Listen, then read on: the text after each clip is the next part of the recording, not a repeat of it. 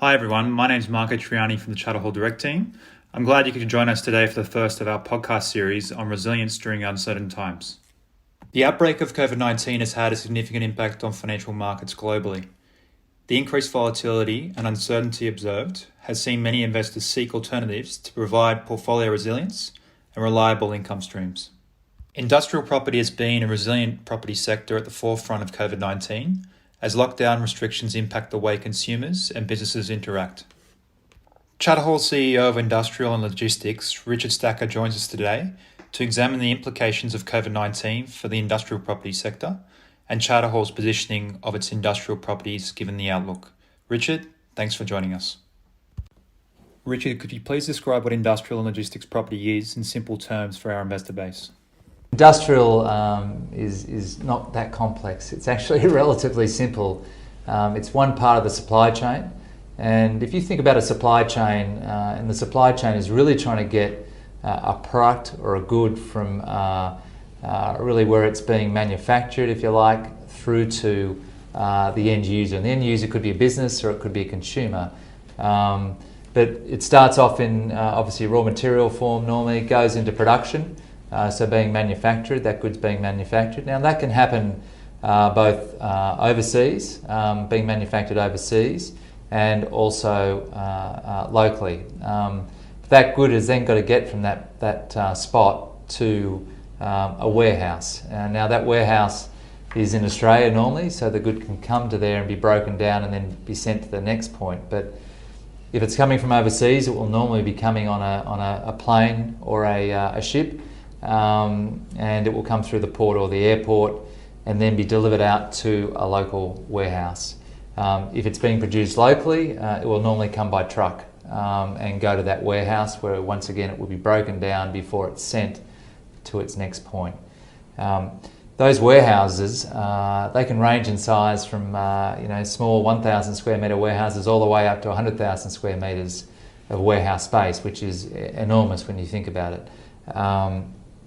Now, those warehouses, if you think, they're often doing deliveries for a major retailer. Woolworths, Coles are a good example of that, where they will have a distribution centre based in each state, shipping goods directly to each of their supermarkets right around that state. So you can imagine the scale of that warehouse that's needed, and just the truck movements in and out every day. Suppliers bring in things from production, and then Woolworths sent them out via truck to their supermarkets. What we're also seeing in terms of those types of warehouses is they're moving more to provide online directly to consumers. So a consumer will want a good, rather than going to buy and buying it in a retail store, they're actually buying it directly now from a warehouse. And ultimately that warehouse is picking and packing it and then putting it in a truck, and that truck, normally it's an Australia Post truck, is sending it directly to a consumer's house. So they're the types of, industrial and warehouse logistics assets that we're focused on and are definitely in demand currently. Richard, could you please provide an overview of Charter Hall's industrial property strategy? Thanks, Marco. The industrial business has been going now for close to 15 odd years, and the strategy has been very clear as we've looked to build a book of almost $10 billion of industrial. The first point is to look for quality property, very well located in key strategic industrial markets. Secondly is partnering with tenants. So they're critical to obviously the ability to pay rent, and partnering with them to grow over time has been the second part of that strategy. The third part is actually being able to develop stock for our own tenants, bespoke product that they may need in the future. And fourthly, we've been very focused on the resilience of our funds, so conservative gearing and the ability to go through cycles has been a critical part of the strategy. Thanks for that overview, Richard. With some of the property sectors being under stress at the moment, why is industrial property performing so well? Look, if you look at the trends that have been occurring in industrial, it's just not an overnight trend. There's been clear trends happening for a number of years. These include things like, the number of group store manufacturing in Australia. That's obviously reduced over time, and we've seen the level of imports coming into Australia increase. Secondly, obviously exports have dramatically increased with raw materials and product being sent overseas. Thirdly, what you have seen with technology changing and the advancement of technology is the transparency of pricing and the increasing number of people buying online. So really that's a mega trend that we are seeing. The fourth thing is really around automation, and automation and the use of it to improve productivity has been part of those trends you're seeing. So if you look at some of those trends, you can understand why industrial and warehousing logistics has become so important to many groups, many corporates in Australia, but also then it goes to the resilience of that property in Australia. One of the things, if we focus on one of those trends just being online, for example, we've seen through COVID what was probably a steady growth in online retailing grow significantly over the last 3 or 4 months. So those investors out there that probably had never used online shopping before, really through necessity with COVID, maybe had to have their supermarket groceries delivered, but also for a number of shops that were closed down during that period of COVID, there was the ability to still buy from those retailers online. So I think one of those trends that has put obviously industrial in very good stead is that where maybe retail has been impacted, industrial has benefited. That trend, Marco, if you look at what the growth is likely to be, the acceleration, we don't think it's going to be an overnight phenomenon. In terms of that increase, we expect that it will actually pick up from here, so accelerate. And that's a positive for industrial, positive for rents, because there's more demand for property in industrial space. And secondly, if there's more demand for that, it normally underpins rents and rental growth. That's important for values as well. Richard, you talked about the resilience of portfolios being important. How does Charter Hall replicate that with its tenant customers? I think the view at Charter Hall around tenants is that ultimately they pay your rent today, but they need to be able to pay the rent year on year. And particularly when you have long leases, which we're focused on with fixed increases of around about 3%, you need to know that the businesses you're investing in are growing, and two, they're in sectors that are going to grow. So Charter Hall's view is to pick up tenants that are dominant in their sector, and two are in industries or sectors that are actually continuing to grow.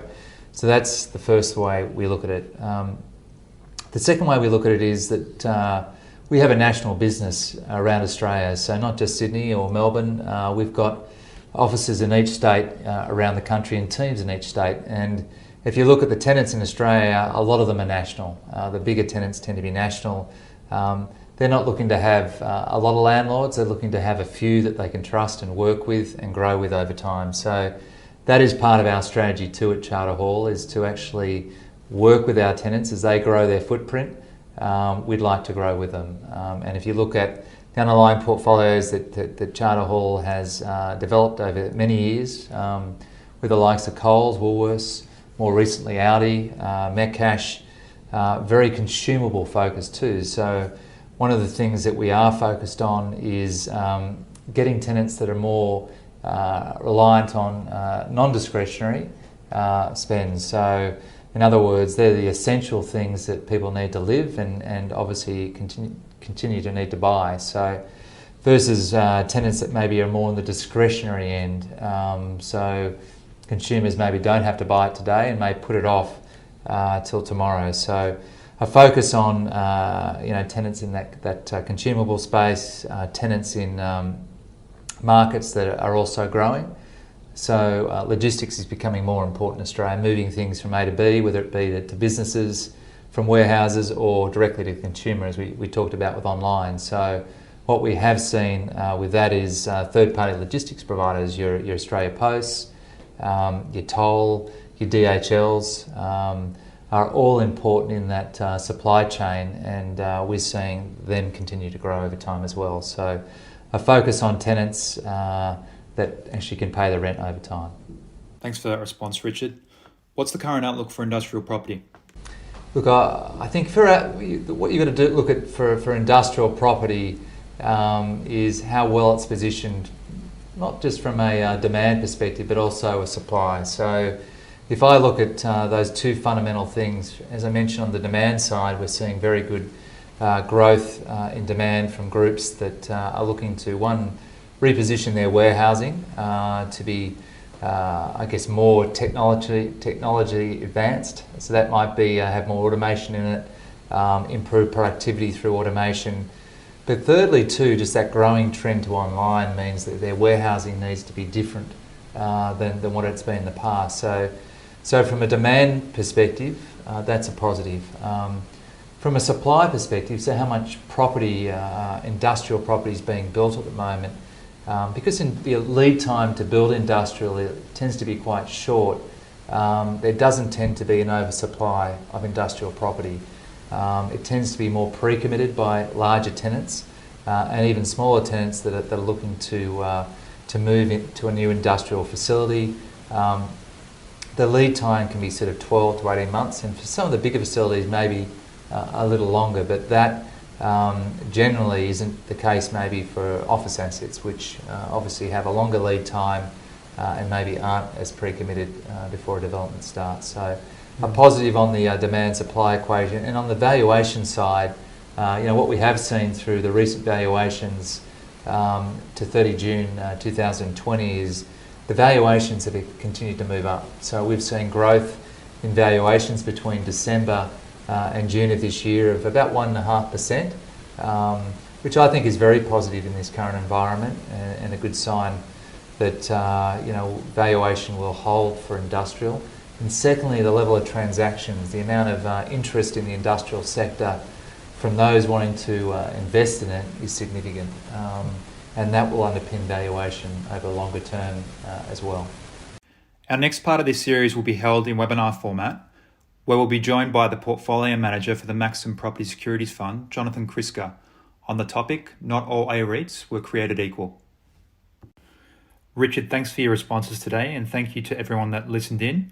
To find out more information about commercial property markets, Charter Hall, or our current investment opportunities, please don't hesitate to contact the Charter Hall team on 1300 652 790 or at direct.property@charterhall.com.au.